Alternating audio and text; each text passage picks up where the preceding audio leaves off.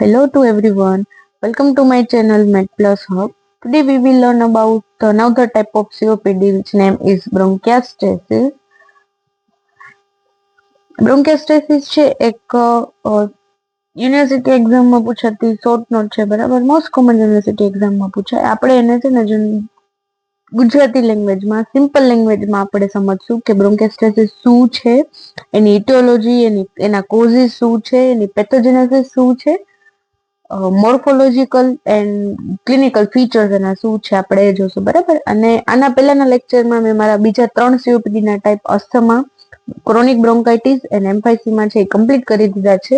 જે લોકોએ એ વિડીયો ન જોયા હોય તે આઈ બટન ઉપર ક્લિક કરીને ત્યાં વિડીયો જોઈ શકે છે, બરાબર. આપણે અત્યારે બ્રોન્કેસ્ટેસિસ થી સ્ટાર્ટ કરશું એની definition. Irreversible abnormal and permanent dilatation of the bronchi and bronchioles. બ્રોન્કેસ્ટેસિસમાં શું થાય છે કે જે બ્રોન્કાઈ અથવા તો બ્રોન્ક્યુલ્સ છે એની વોલમાં ઇનરિવર્સિબલ એબનોર્મલ ડાયલેટેશન થઈ જાય, બરાબર. એના લીધે બ્રોન્કેસ્ટેસિસ જોવા મળે. ડાયલેટેશન થાય, શું કામે થાય છે એ આપણે પેથોલોજીમાં સમજશું, બરાબર. બીજા વર્ડમાં, અનધર વર્ડમાં આપણે કેવું હોય તો bronchiectasis is irreversible dilatation of the bronchi which is caused by the destruction of the bronchial wall. તો બીજા શબ્દોમાં આપણે એમ કહીએ કે જે બ્રોન્કિયલની વોલ છે એમાં જે ડિસ્ટ્રક્શન થાય અને ડિસ્ટ્રક્શનના લીધે જે ડાયલેટેશન થાય ઇનરિવર્સિબલ એન્ડ પરમેનન્ટ, એને આપણે બ્રોન્કેસ્ટેસિસ કહીએ, બરાબર. એક ફિગર છે બ્રોન્કેસ્ટેસિસની. આપણે આ ફિગર ઉપરથી જોઈએ કે બ્રોન્કેસ્ટેસિસ છે એ લંગના કયા પાર્ટમાં ને કેવી રીતે થાય, બરાબર. આ છે નોર્મલ લંગનું સ્ટ્રક્ચર આપ્યું છે. આ રાઈટ લંગ છે, લેફ્ટ લંગ છે, આ ટ્રેકિયા છે, બરાબર. અને એની અંદર ફર્ધર બ્રાન્ચમાં આપણે બ્રોન્કાઈ અને બ્રોન્ક્યુલ્સ જોઈ શકીએ, બરાબર. હવે જે આ બ્રોન્કાઈ છે એની નોર્મલી જે ટીશ્યુ અથવા તો એની વેસલ્સ વોલ છે આપણને એ બતાવેલી છે, હેલ્ધી એરવેઝ બતાવેલી છે, બરાબર. આ જે વ્હાઇટ કલરનું છે સ્મોલ એરવે છે જે નોર્મલી વર્ક કરે છે. જ્યારે કોઈ બી પર્સનમાં બ્રોન્કેસ્ટેસિસ થાય, બરાબર, ત્યારે જે એની વેસલ વોલ હોય એ ડાયલેટ થઈ જાય. ડાયલેટ થાય, શું કામ ડાયલેટ થાય? કેમ કે એમાં મ્યુકસનું પ્રોડક્શન છે. જે ગ્રીન કલરનું આપણને દેખાય છે એ મ્યુકસ છે, બરાબર. એ મ્યુકસનું પ્રોડક્શન થાય, એના લીધે છે એ ઇન્ફ્લામેશન એવી બધી કન્ડિશન થતી હોય, એના લીધે વેસલ્સ વોલ છે એ ડાયલેટ થઈ જાય, બરાબર. જે આપણે આખી ફિગર ઉપરથી જોઈ શકીએ કે બ્રોન્કેસ્ટેસિસ કયા લેવલે થતું હોય, આર્ટરીઝમાં કયા લેવલે, તો વેસલ્સમાં કયા લેવલે ચેન્જીસ કરાવી શકે, બરાબર. હવે વાત કરશું aetiology and causes of the bronchiectasis. First of all જો કન્જેનાઇટલ ઓર હેરિડિટરી કોઝ, કે જો મેટર્નલ ઓર પેટર્નલ સાઇડ કોઈ પણને બ્રોન્કેસ્ટેસિસ હોય તો ફર્ધર છે એ જીન થ્રુ એની ફેમિલીઝમાં આવી શકે હેરિડિટરી કોઝ તરીકે, બરાબર. સેકન્ડ છે any bacterial, viral or fungal infection which also cause the bronchiectasis. Third one છે બ્રોન્કિયલ અસ્થમા. હવે બ્રોન્કિયલ અસ્થમા છે એટલે શું થાય, બરાબર, કે બ્રોન્કિયલ અસ્થમા છે, બરાબર, એ પણ એક COPD ડિસીઝ છે, બરાબર, ક્રોનિક ઓબ્સ્ટ્રક્ટિવ પલ્મોનરી ડિસીઝ, કે જે મેં મારા પહેલા લેક્ચરમાં ફૂલી ડિટેલમાં સમજાવેલું છે કે બ્રોન્કિયલ અસ્થમા શું છે એના વિશે, બરાબર. જે લોકોને ડિટેલ વિડીયો જોતો હોય એ ત્યાં જઈને જોઈ શકે છે. હવે હું બ્રીફ કહી દઉં કે બ્રોન્કિયલ અસ્થમા શું છે, બરાબર. બ્રોન્કિયલ અસ્થમામાં કેવું થાય કે જનરલી જે એર પેસેજ હોય એ નેરો થઈ જાય, અને જે બ્રોન્કલ હોય, બ્રોન્કાઈ અથવા તો બ્રોન્ક્યુલ્સ હોય એની air passage first of all તો નેરો થાય. સેકન્ડલી એમાં બ્રોન્કિયલની હાઇપર એક્ટિવિટી જોવા મળે, અને હાઇપર એક્ટિવિટી થાય એના લીધે મ્યુકોસનું પ્રોડક્શન જોવા મળે, બરાબર. એને આપણે બ્રોન્કિયલ અસ્થમા કહીએ, જે ટોટલી છે ને ડિફરન્ટ છે બ્રોન્કેસ્ટેસિસ. જ્યારે બ્રોન્કેસ્ટેસિસમાં આપણે જોયું કે એમાં ડાયલેટેશન થતું હતું, બરાબર. જ્યારે ડાયલેટેશન કરતા અસ્થમામાં છે એ નેરોવિંગ જોવા મળે, બરાબર. એના કોઝિસ, એની પેથોલોજી ડિટેલમાં મેં મારા બ્રોન્કિયલ અસ્થમા વાળા વિડીયોમાં આપેલું છે, ત્યાંથી તમે લઈને જોઈ શકો છો, બરાબર. અને નોટ્સ છે એ મારી ઇન્સ્ટાગ્રામ આઈડી પરથી પણ તમને મળી જશે બ્રોન્કિયલ અસ્થમાની. એના પછીના કોઝની વાત કરીએ તો ઓટો ઇમ્યુન ડિસીઝ એટલે કે immune disorder like rheumatoid arthritis and IBD means inflammatory bowel disease et cetera. હવે ઓટો ઇમ્યુન ડિસીઝ એટલે શું થાય? ઓટો ઇમ્યુન છે એક ઇમ્યુનિટી રિલેટેડ ડિસઓર્ડર છે કે જેમાં આપણા જ બોડીના સેલ હોય એ આપણા બીજા બોડીના સેલને કિલ કરી નાખે, એટલે કે મારી નાખે, which means another one type of body cell which kills another type of body cells, બરાબર.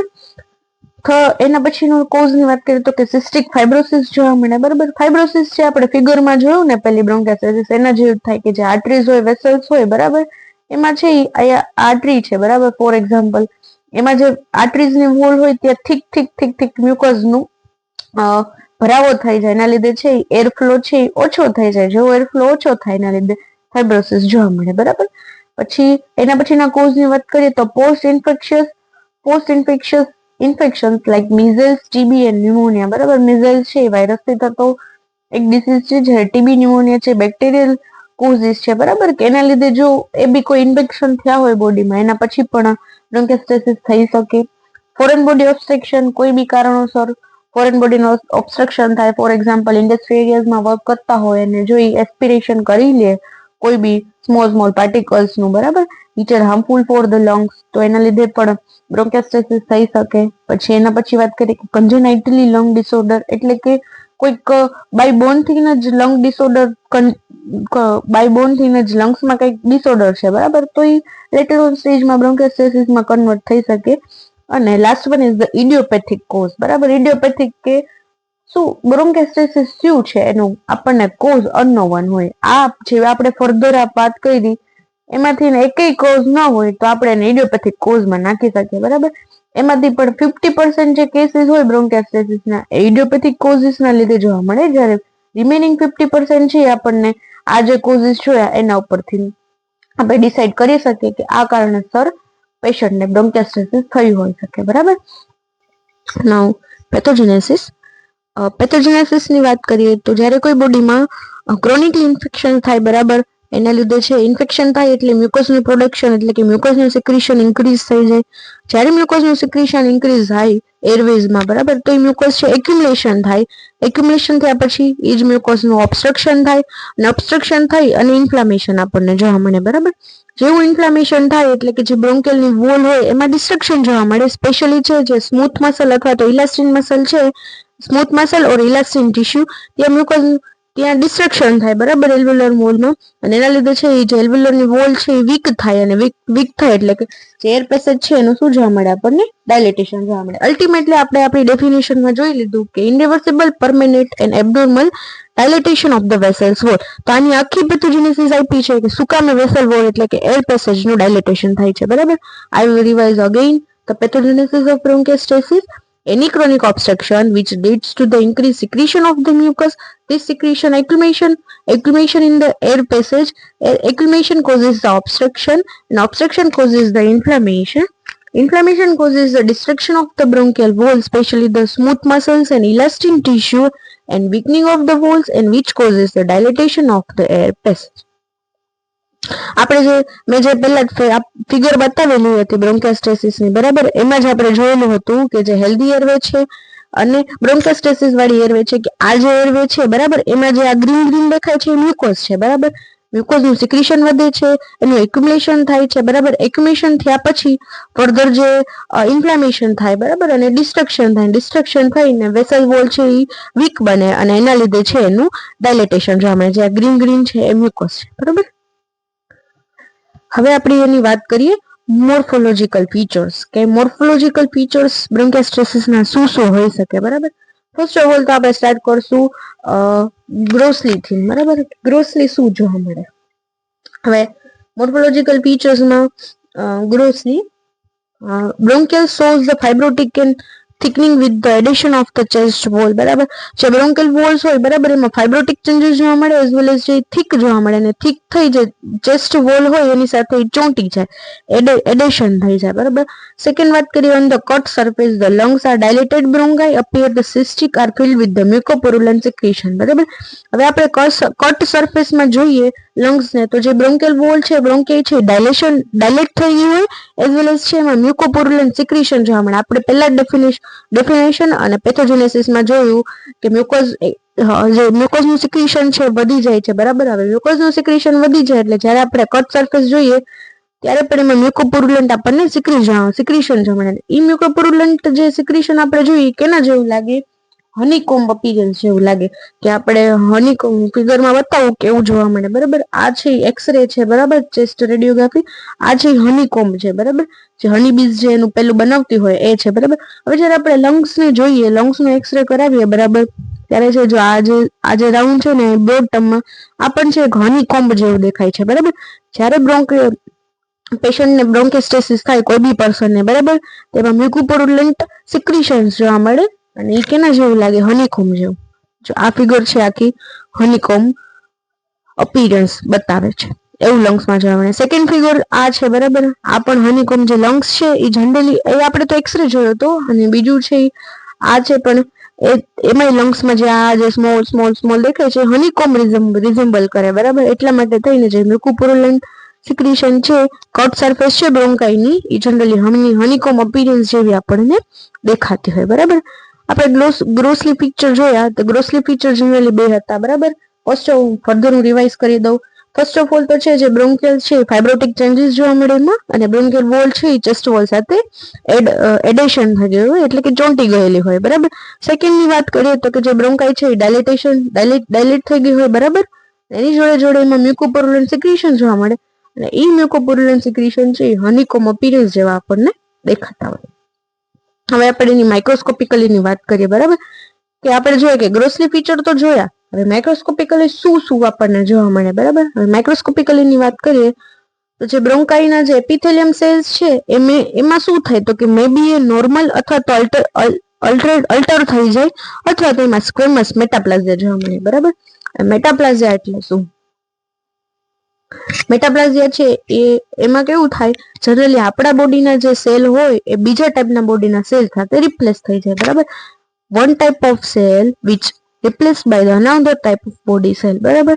આમાં જે બ્રોન્કાઈમાં કેવું થાય કે બ્રોન્કાઈ છે જનરલી એપિથેલિયમ સેલ્સની બનેલી હોય, પણ જ્યારે બ્રોન્કેસ્ટેસિસ થાય બરાબર ત્યારે છે સ્ક્વેમસ મેટાપ્લાઝિયામાં જોવા મળે કે જે એપિથેલિયમ સેલ્સ છે એ સ્ક્વેમસ સેલ્સને રિપ્લેસ થઈ જાય. સેકન્ડ છે એમાં necrosis destroy the bronchiectasis and bronchiole walls and forms the lung abscess બરાબર. જે બ્રોન્કાઈ અથવા તો બ્રોન્કેલ વોલ છે એમાં નેક્રોટિક ચેન્જીસ જોવા મળે, અને નેક્રોટિક ચેન્જીસના લીધે લંગ એપ્સિસ જોવા મળે બરાબર.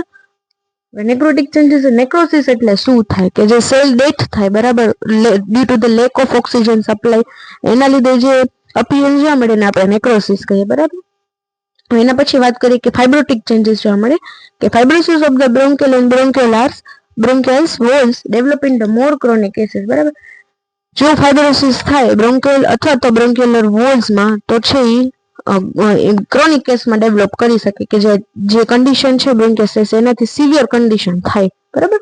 માઇક્રોસ્કોપિકલી આપણે ફર્ધર એકવાર રિવાઇઝ કરીએ તો કે જે બ્રોન્કાઈ એપિથેલિયમ છે રિપ્લેસ થઈને સ્કેમસ મેટાપ્લાઝિયા જોવા મળે બરાબર, અથવા તો એ નોર્મલ પણ હોઈ શકે.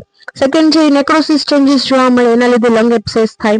લંગ એબ્સેસ છે આપણે આપણા અનધર વિડીયોમાં કન્ટિન્યુ કરશું બરાબર. નેક્સ્ટ લેક્ચર છે આપણે લંગ એબ્સેસ ઉપર લેશું. હવે બીજી વાત કરીએ કે ફાઇબ્રોસિસ ચેન્જીસ થાય બ્રોન્કાઈ અને બ્રોન્કોસ, એના લીધે છે મોર ક્રોનિક કેસ થઈ શકે બ્રોન્કેસ્ટેસિસ ના લીધે. હવે આપણે વાત કરીએ ક્લિનિકલ ફીચર્સ બરાબર, કે ક્લિનિકલ ફીચર્સ શું હોઈ શકે બ્રોન્કેસ્ટેસિસ. ફર્સ્ટ ઓફ ઓલ તો ક્રોનિક પ્રોડક્ટિવ કફ જોવા મળે પેશન્ટને, કે પેશન્ટને ક્રોનિકલી કફનું પ્રોડક્શન થતું હોય. પછી જે સ્પુટમ છે પુરુલેન્ટ જોવા મળે ને લાર્જ અમાઉન્ટમાં જોવા મળે બરાબર, અને ફાઉલ સ્મેલિંગ જોવા મળે સ્પુટમ. હવે પુરુલેન્ટ સ્પુટમ એટલે શું થાય?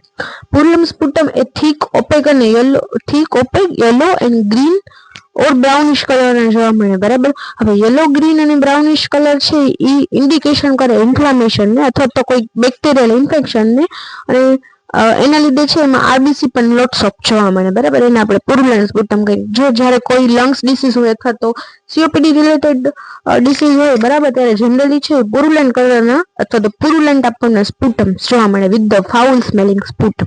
એટલી જે સ્પુટમ છે એમાં પણ બહુ ગંદી વાસ આવતી હોય બરાબર. હવે વાત કરીએ સિસ્ટેમિક ફેબ્રાઇલ રિએક્શન, એટલે કે પેશન્ટને ફીવર જોવા મળે જોડે જોડે, કેમ કે ડબલ્યુબીસી છે એ આપણને પુરુલેન્ટ સ્પુટમમાં જોવા મળે. એટલા બધા ડબલ્યુબીસી છે ફાઇટ કરતા હોય એના લીધે થઈને પેશન્ટને ફીવર પણ આવી શકે. સેકન્ડ વાત કરીએ તો કે એપિસોડિક અથવા તો અપર રેસ્પિરેટરી ટ્રેક ઇન્ફેક્શન બરાબર. પેશન્ટને એપિસોડિકલી જે અપર રેસ્પિરેટરી ટ્રેક છે તેનું ઇન્ફેક્શન થાય. હવે અપર રેસ્પિરેટરી ટ્રેક આપણે છે ને લેરિંગ્સ થી ડિવાઈડ કરતા હોય બરાબર, જે નોઝ થી સ્ટાર્ટ થઈ અને એલ્વ્યુલર વોલ સુધીને આપણે જે પાર્ટ છે રેસ્પિરેટરી ટ્રેકનો એમાં લેરિંગ્સ થી આપણે ડિવાઈડ કરીએ બરાબર, કે નોઝ, માઉથ, ફેરિંગ્સ નહીં, ટ્રેકિયા, લેરિંગ્સ એન્ડ ટ્રેકિયા બરાબર. હવે લેરિંગ સુધીનો જે પાર્ટ છે એ બધો અપર રેસ્પિરેટરી ટ્રેક આવે, એટલે generally patient episodically upper respiratory ટ્રેકનું ઇન્ફેક્શન જોવા મળતું હોય. પછી જે કફના છે પેરોક્ઝાઇમ્સ જોવા મળે બરાબર, પર્ટિક્યુલરલી છે મોર્નિંગ કફના પેરોક્ઝાઇમ્સ જોવા મળે, કે જેવું પેશન્ટ છે વેકઅપ થાય રાઇઝ થાય એવું તરત ને તરત એને મોર્નિંગલી પેરોક્સાઇમસ જોવા મળે કફના, બરાબર. સેકન્ડલી ડિસ્પનિયા જોવા મળે ને ઓર્થોપનિયા જોવા મળે, બરાબર. ડિસ્પનિયાનો મિનિંગ એવો થાય difficulty in breathing and orthopnoea which is also difficulty in breathing, બરાબર. પણ જે ડિસ્પનિયા છે એમાં જનરલી પેશન્ટને કોઈ બી પોઝિશનમાં બ્રેથલેસનેસ જોવા મળે, બરાબર. સૂતા હોય, બેઠા હોય અથવા તો કોઈ બી વર્ક કરતા હોય તો પણ એને બ્રીધિંગ ડિફિકલ્ટી થાય, બરાબર. જ્યારે ઓર્થોપનિયાની વાત કરીએ ત્યારે સ્પેશિયલી સુપાઇન પોઝિશનમાં પેશન્ટ હોય એટલે કે સૂતું હોય ત્યારે જ એને બ્રેથલેસનેસ જોવા મળે. પણ જ્યારે બેન્ડિંગ પોઝિશનમાં અથવા તો રાઇઝ અપ થાય અથવા તો બેઠું હોય તો એને છે ને બ્રીધિંગ ડિફિકલ્ટી ન થાય, એને આપણે ઓર્થોપનિયા કહીએ, બરાબર. જો સિવિયર કેસ હોય તો જ ડિસ્પનિયા અથવા તો ઓર્થોપનિયા જોવા મળે, બરાબર. એવું શું કામે થાય? કેમ કે મ્યુકસ છે એક્યુમ્યુલેશન થઈ ગયું હોય એરવેઝમાં, આવી મ્યુકસનું એક્યુમ્યુલેશન થાય તો જે બ્લડ ફ્લો જાતો હોય, ઓક્સિજન જાતો હોય, બરાબર, એ જનરલી ઓછો થાય એરવેઝમાં, ઓક્સિજન ઓછો પહોંચે એટલે બ્રેથલેસનેસ થવાની જ છે. હિમોપ્ટાઇસિસ જોવા મળે. હિમોપ્ટાઇસિસ એટલે કફમાં બ્લડ જોવા મળે, બરાબર. સેકન્ડ છે ક્લબિંગ ઓફ ધ ફિંગર, જે ફિંગર છે એમાં ક્લબિંગ જોવા મળે, બરાબર. આપણે એની વાત કરીએ ક્લબિંગ ઓફ ફિંગર કે આ જે ફિગર છે એમાં આપણે જોઈ શકીએ, બરાબર, કે આ જે જનરલી પેશન્ટના નોર્મલી નેઇલ્સ છે, બરાબર, કે નોર્મલી આપણે ફિંગર છે કે જેને આપણે આવી રીતે ગેપ જોવા મળે, બરાબર, બે વચ્ચે. પણ જ્યારે જો કોઈ બી પેશન્ટને ક્લબિંગ જોવા મળે ત્યારે ગેપ છે શું કહેવાય ડિક્રીઝ થઈ જાય, કે જે ફિંગર છે એ જનરલી અપવર્ડ ડાઉનવર્ડ થઈ જાય, નેલ છે એ ડાઉનવર્ડ ગ્રો થવા માંડે, બરાબર. આ તમે ક્લિયરલી બે વચ્ચે પેલું જોઈ શકો છો, ડિફરન્સ જોઈ શકો છો કે આ વિથઆઉટ ક્લબિંગ છે અને આ ક્લબિંગ છે, બરાબર. જનરલી કોઈ બી પેશન્ટને રેસ્પિરેટરી લંગ્સ ડિસીઝ હોય એટલે પેશન્ટને in letter on this clubbing of finger જોવા જ મળતું હોય, બરાબર. આ જે તમે ડિફરન્શિએશન છે એ જોઈ શકો છો. આ ક્લબિંગ છે અને આ નોન ક્લબિંગ છે, બરાબર. લાસ્ટ વન છે કે જ્યારે આપણે પેશન્ટને ઓસ્કલ્ટેશન કરીએ તો એમાં ક્રેકલ સાઉન્ડ જોવા મળે, બરાબર. ફટાકડા ફૂટતા હોય ને કેવો આમ સાઉન્ડ જોવા મળે એને આપણે ક્રેકલ સાઉન્ડ કહીએ, બરાબર. ફર્ધરલી આપણે ક્લિનિકલ ફીચર્સને રિવાઇઝ કરી લઈએ કે પ્રોડક્ટિવ કફ પેશન્ટમાં જોવા મળે ક્રોનિકલી, પુરલન્ટ સ્પુટમ હોય અને ફાઉલ સ્મેલિંગ સ્પુટમ હોય, પેશન્ટને ફીવર જોવા મળે, એપિસોડિકલી અપર રેસ્પિરેટરી ટ્રેક ઇન્ફેક્શન્સ જોવા મળે, બરાબર.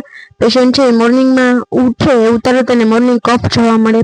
પછી ડિસ્પનિયા અને ઓર્થોપનિયા જોવા મળે, સ્પેશિયલી જો સિવિયર કેસ હોય તો. હેમોપ્ટાઇસિસ જોવા મળે એટલે blood in vomiting blood in cough, and finger છે એમાં ક્લબિંગ જોવા મળે અને ઓસ્કલ્ટેશન કરીએ તો આપણને ક્રેકલ સાઉન્ડ જોવા મળે, બરાબર. આજના જે આ વિડીયોમાં આપણે જોયું કે બ્રોન્કેસ્ટેસિસ શું છે એની આમ રેપિડ રિવિઝન આપણે કરી લઈએ, બરાબર. એક્ઝામ પર્પઝ કે જ્યારે જે બ્રોન્કેસ્ટેસિસ છે એ જનરલી 5 માર્કની શોર્ટ નોટમાં યુનિવર્સિટી એક્ઝામમાં પૂછાતો હોય, બરાબર. ત્યારે આપણે તમે આટલું જે મારી નોટ્સ છે મારી ઇન્સ્ટાગ્રામ આઈડી છે મેડપ્લસ હબ, એમાં હું પોસ્ટ કરી દઈશ, તમે ત્યાંથી નોટ્સ લઈ શકો છો, બરાબર. એમાં તમે જનરલી આટલું લખો એક્ઝામ પર્પઝ એક્ઝામમાં તો બી ઇનફ થઈ જાય. માર્ક છે પ્રોપરલી તમને 5 માંથી એટલીસ્ટ 4 માર્ક તો મળી જાય, બરાબર, વિથ પ્રોપર ફિગર. જે મેં પહેલા ફિગર બતાવેલી હતી તમે ડ્રો કરી શકો છો. પછી માઇક્રોસ્કોપિકલીમાં જે હનીક્રોમ અપીયરન્સ આવતું હતું ગ્રોસલીમાં એ પણ તમે ડ્રો કરી શકો છો. એટલે 2-3 ફિગર તમે ઇન્ક્લુડ કરો તો ઓલમોસ્ટ તમને 5 આઉટ ઓફ 4 માર્ક્સ મળી જાય, બરાબર. હવે આપણે રેપિડ રિવિઝન કરી લઈએ તો ડેફિનેશન છે definition irreversible abnormal and permanent dilatation of the bronchi and bronchial walls. Aetiology જે આ બધી છે congenital, hereditary, any bacterial viral fungal infection, bronchial asthma, autoimmune disease, cystic fibrosis, post-infections, foreign body obstruction, congenital lung disorder, and idiopathic causes, which are 50% of all of the cases, and all these are another 50% of all of the causes. Then pathogenesis, any chronic infection which leads to the increased secretion of mucus, which leads to the accumulation of the mucus, which produces obstruction, which causes the inflammation, and destruction especially onto the smooth muscle and elastin tissue on the bronchial walls, which weakening of the walls and which causes the dilatation of the air passages. Now the morphology, grossly, the bronchial shows the adhesion into the chest wall with the fibrotic and thickening of the walls. Then the cut surface shows the mucopurulent secretion, and cystic changes and mucopurulent secretion which resemble to the honeycomb appearance, જેમાં પહેલાની ફિગરમાં દેખાવ્યું હતું કે કેવું honeycomb appearance હોય, બરાબર. Microscopically ની વાત કરીએ તો જે બ્રોન્કિયલ એપિથેલિયમ છે એ નોર્મલ હોય અથવા તો એનું મેટાપ્લાઝિયા થઈ જાય છે. એપિથેલિયમ સેલ છે સ્ક્વેમસ સેલ થી રિપ્લેસ થઈ જાય, બરાબર.